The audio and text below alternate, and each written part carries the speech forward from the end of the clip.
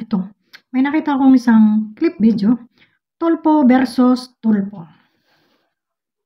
Mga naman ang nagagawa ng politika, no? So, mayroong salungat, mayroong pabor. Kaya kahit magkakapamilya, pag usaping politika, ay maaaring magkakontra, no?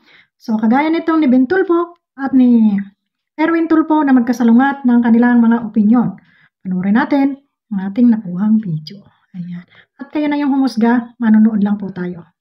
Sino bang gagawin mong state witness? Tul Ben, yung nangingikil o yung nanonohol? Mga congressman na lang daw ang gawing state witness. Talaga?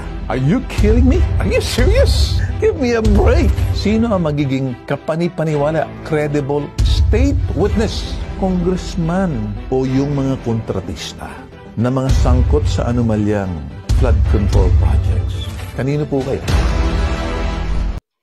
So yung mga kababayan, nakakalungkot na bakit kaya may mga tao na kahit andyan na yung katotohanan, mayroon ka ng ebidensya, basta kakampi mo, kapanalig mo, kailangan pagtakpan.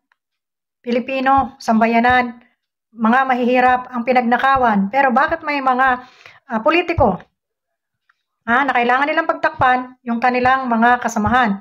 Bakit hindi sila magsabi ng totoo o ibunyag yung katotohanan? Bakit kailangan pang paliku-likuin yung kwento? Managot dito ang dapat managot dahil hindi lang ako, ikaw, tayong lahat dito ay napagnakawan, no?